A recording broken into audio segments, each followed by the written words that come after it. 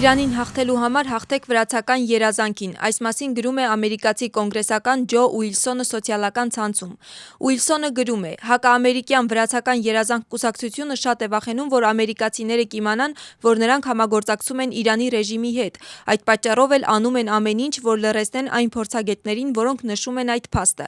Իրանին հաղթելու համար հաղթեք վրացական երազանքին, գրում է Ջո Ուիլսոնը։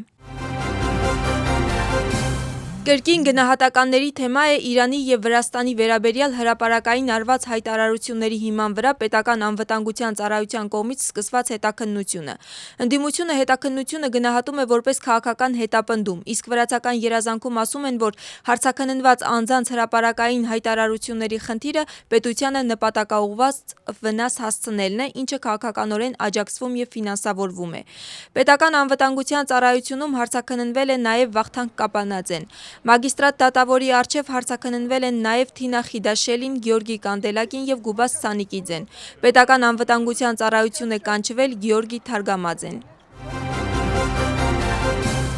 Վրաստանի վարչապետ Իրակլի Կոբախիձեն պաշտոնական շնորհավորանք է ուղարկել Մոջթաբա Խամենեիին Իրանի Իսլամական Հանրապետության գերագույն առաջնորդ ընտրվելու կապակցությամբ։ Վրաստանի կառավարության անունից շնորհավորում եմ ձեզ Իրանի Իսլամական Հանրապետության գերագույն առաջնորդ ընտրվելու կապակցությամբ։ Վրաստանը մեծ նշանակություն է տալիս երկու երկրների և ժողովուրդների միջև փոխադարձ հարգանքի վրա հիմնված գործընկերային հարաբերություններին։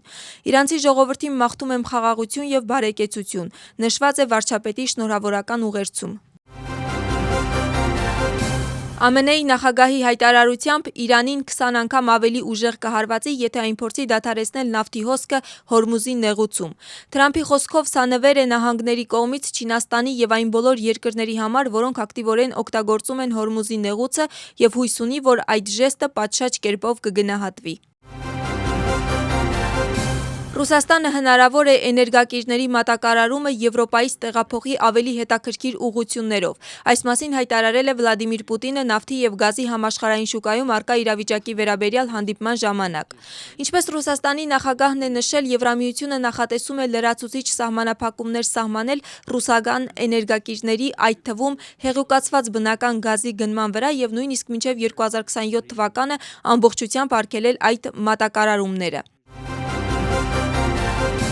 Դոնալդ Թրամփն ասում է, որ Կուբան ծանր հումանիտար իրավիճակում է։ Դրա համար էլ նահանգների առաջնորդը չի բացառել երկրի նկատմամբ վերահսկողություն ձեռք բերելը բարեկամական ճանապարհով, սակայն նշել է նաև այն, որ դա կարող է ընդհանրապես էլ բարեկամական չլինել։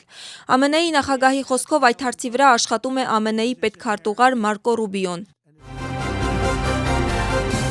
Ներքին գործերի նախարարության աշխատակիցները Բաթումիում ձերբակալել են Ինտերպոլի կարմիր ծանուցմամբ միջազգային մակարդակով որոնվող Թուրքիայի Հանրապետության քաղաքացու 1974 թվականին ծնված անձի։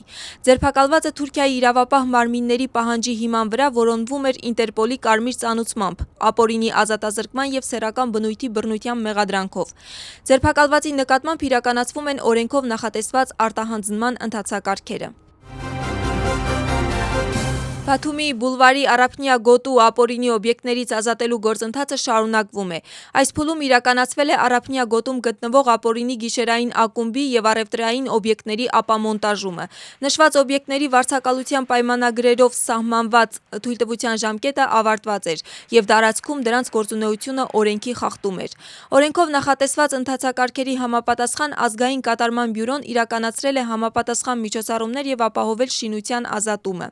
Նշված գործընթացի նպատակն է կարգի բերել Արափնյա գոտին և ստեղծել բարելավված միջավայր նոր զբոսաշրջային սեզոնի համար։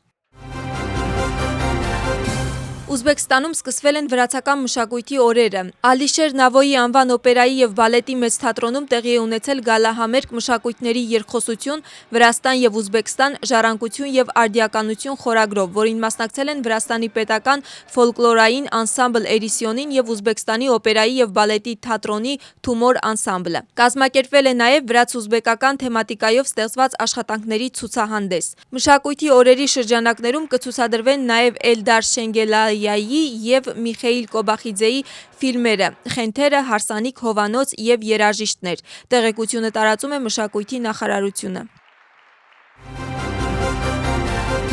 Վրաստանի կառավարությունը պաշտոնական կայքեջում հայտարարություն է հրապարակում, որը վերաբերում է հեռուստատեսային բանավեճի ժամանակ բարձրացված հարցին։ Բազալեթի լճի մոտ օտարերկրյա քաղաքացիների կողմից հողի գնմանն է վերաբերում։ Ելնելով թեմայի նկատմամբ հասարակական հետաքրքրությունից ցանկանում ենք պարզաբանել, որ նշված ոչ գյուղատնտեսական նշանակության հողատարածքը 2006 թվականին Վրաստանի կառավարությունը փոխանցել է հանրային հեռարձակողի սեփականությանը, որն իր հերթին 2007 թվականին այն օտարել է ՍՊԸ ուսուցման կենտրոնին, որի 100%-անոց բաժնետերը եղել է այն ժամանակվա տնտեսության նախարար Կախա Բենդուքիձեի կողմից հիմնադրված Գիտելիքի հիմնադրամ ընկերությունը։ Մասնավոր սեփականատերը հողատարածքը 2019 թվականի դեկտեմբերի 18-ին օտարել է ՍՊԸ Յորթ Քաուերին, որը ներկայումս կոչվում է ՍՊԸ Յորք Հոլդինգ Գրուպ և որի 100% բաժնետերը Եգիպտոսի քաղաքացի է, ասվում է հայտարարության մեջ։